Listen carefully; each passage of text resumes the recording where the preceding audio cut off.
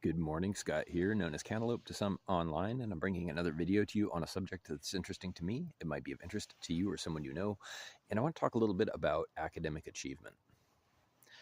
That is, getting a degree or a diploma, and the pros and cons and popular misconceptions about it. It's generally thought by most people that academic performance and achievement are unilaterally good things.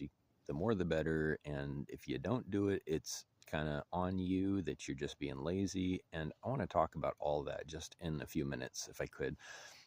I recently watched a video. I'm not sure if I can find the link again, but I'll try. And it was a woman who was famous, and her identity isn't actually relevant here, but she was talking about how other cultures or countries currently have people passing the SATs at 5 years old.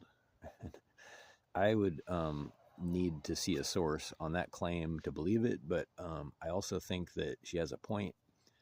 The United States is not leading the world in terms of education or academic performance, but I think that there's a bigger issue here. And the bigger issue is that there's too much emphasis in general placed on academic performance and achievement because there are things you're supposed to be doing that aren't necessarily filling your head with information or learning skills.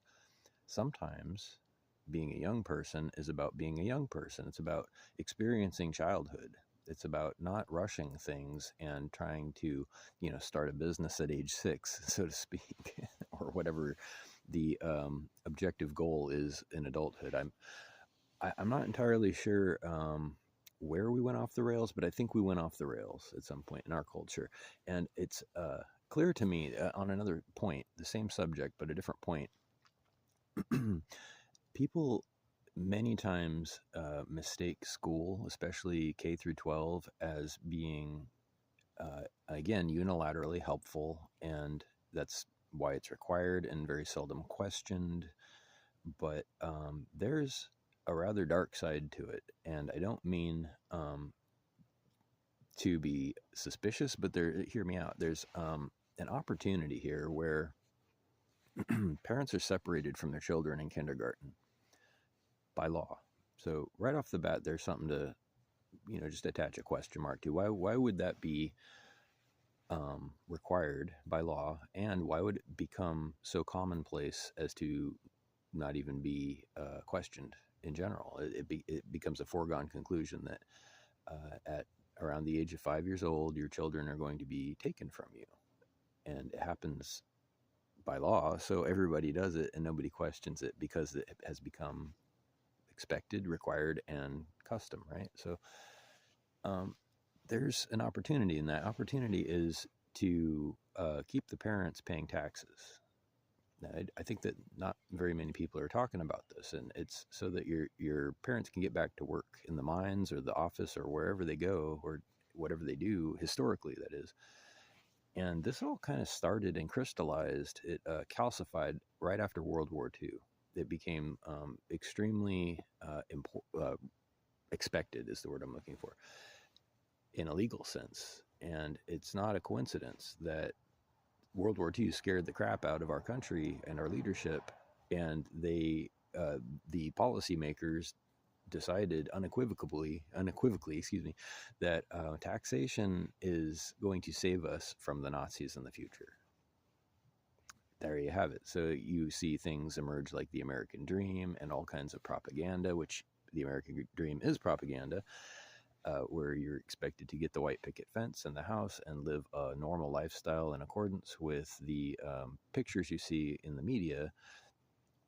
But all of that surrounds a central core idea that parents will be busy all the time, usually working for somebody else, but paying bills by any means necessary without subsidies at gunpoint. And it became official after World War II.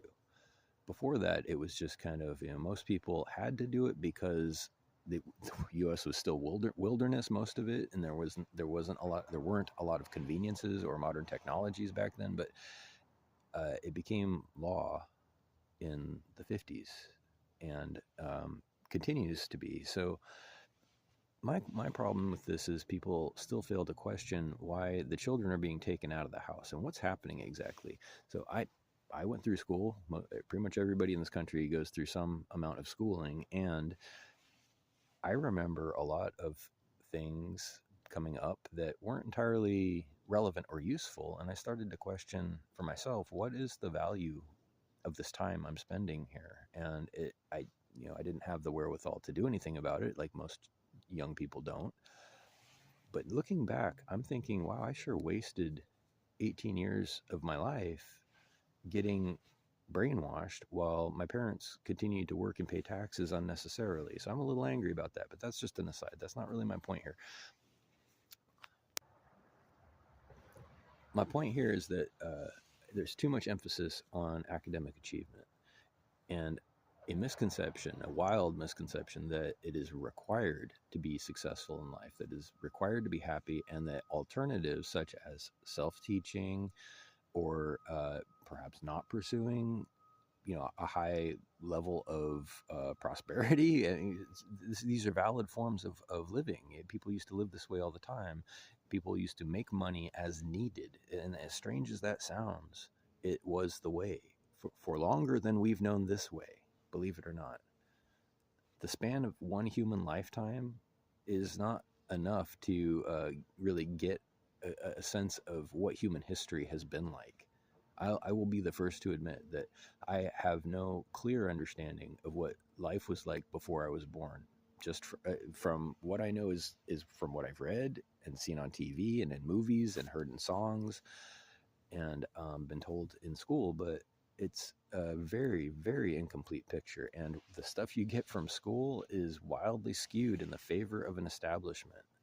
It's skewed for the targeted and pointed purpose of making you think things and believe things that support the establishment, the status quo, and in particular, paying taxes until you die. Not just income tax. And I don't want to go off on this tangent, but how many taxes do you think you pay?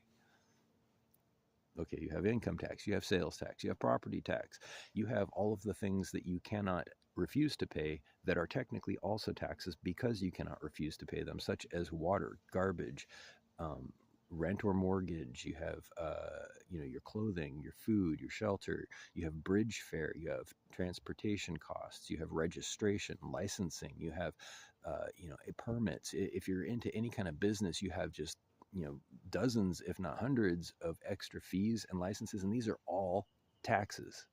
These are all forms of taxation if you cannot refuse to pay them in order to survive. And what's interesting to me is the things that people think this money is going towards, bridges, it's not. Did you see the government working on the road lately? I mean, maybe you did, but it's mostly private now. The bridges have been paid for, and their maintenance doesn't cost. It costs a tiny fraction of what they're pulling in. We have a Golden Gate Bridge here, and last I checked, the bridge fare was up around $8 or $9 per car, and I, I don't even want to start to do the math because I get so angry about it. So we're paying taxes so that we can ride the bus for free. Wait a minute. Turns out I have a free shuttle here in town, but if I want to leave this little 2 mile area, I have to pay money for that. I'm paying income tax and I'm paying property tax at the moment, but I have all my life paid income tax. I started working at around age 14, and all my life until recently, I've paid income tax. Every one of the taxes I've mentioned, I've paid, and I still have to pay to get on the bus. And it cracks me up. It cracks me up that people don't think about this. They don't question it. Okay, well, you're paying for something. I mean, you think you know what you're paying for. You think you're paying for the Social Security. You're paying for, government offices, and the rich will tell you that the poor are the problem, but that shouldn't make sense to you. That shouldn't make sense. But yeah, you're paying for the military, $10 trillion per decade, increasing every year for the last 30 years. That's what you're mainly paying for, $10 trillion. And I don't want to dive down that rabbit hole. I don't even want to go in there, but you should probably ask where your money's going if you care about it. And you should probably think less about academic achievement because it's designed to open your wallet. Bottom line, last point I'll make just before 10 minutes. The brainwashing towards obsession with academic achievement is designed to get in your wallet by countless organizations, tax collectors, and you name it. And I'm not saying that there aren't good things to learn. Show me a school. I'm looking for schools, and I want to see an actual school, not a facility that indoctrinates people into living in a tax cubicle, because that's what we have. We have a separation of children from their parents at an early age, so that the children are raised by agents of the state by law, and that should be a problem for you. Anyway, reach out with questions or comments to whitehotrobot@gmail.com. Thank you.